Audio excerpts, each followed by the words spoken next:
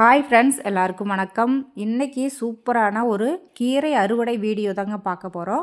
கீரை போட்டு கரெக்டாக 21 நாள் தான் ஆச்சுங்க. எப்படி வளர்ந்துருக்கு பார்த்தீங்களா?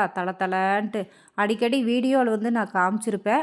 அது இன்றைக்கி அறுவடை பண்ணிடலாங்க. இன்றைக்கி தண்டங்கீரை நம்ம அறுவடை பண்ணிடலாம். சிவப்பு கீரை அதெல்லாமே நாளைக்கு பண்ணிக்கலாம். நம்மளுக்கு இன்றைக்கி சமையலுக்கு தேவையான கீரைகளை நம்ம பறிச்சுக்கலாங்க.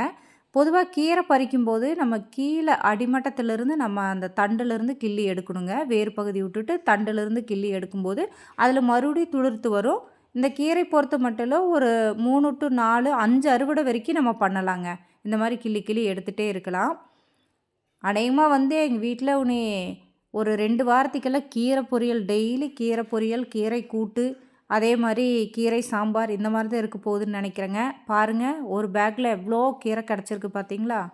எந்த ஒரு பூச்சிக்கொல்லியும் அடிக்காமல், மருந்து அடிக்காமல், ஆர்கானிக்காக நம்ம வெறும் இந்த அரிசி கழுகுன தண்ணி, வெறும் தண்ணி ஊற்றி வளர்த்த கீரை தாங்க இவ்வளோ பசுமையாக இருக்குது.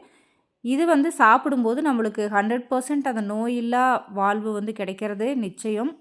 சிறு குழந்தைங்கள்லேருந்து இதை கண்டிப்பாக நம்மளே வளர்த்து நம்மளே கொடுக்கும்போது அவங்க ஆரோக்கியம் ரொம்ப சிறப்பாக இருக்குங்க. இது பார்த்திங்கன்னா இனிமேல் கீரைகள் ஒரு 4 பேக் கிட்ட இருக்குது. அது அடுத்தடுத்து நம்ம பறிக்கலாங்க. இப்போ நம்ம இன்றைக்கி தேவையான கீரை மட்டும் நம்ம பறிச்சாச்சுங்க. இது பார்த்திங்கன்னா இவ்வளோ கீரை இருக்குங்க. ஒரு 4 பேர் சேர்ந்து சாப்பிட்டாங்க கூட சாப்பிட முடியாது அந்த அளவுக்கு ஒரு கைப்பிடிக்கு மேலேயே இருக்குது கீரை. அவ்வளோ கீரை இருக்குது. இன்றைக்கி எங்கள் வீட்டில் கீரை பொரியல் தாங்க. ஓகே, அடுத்த வீடியோவில் சந்திப்போம். பாய்.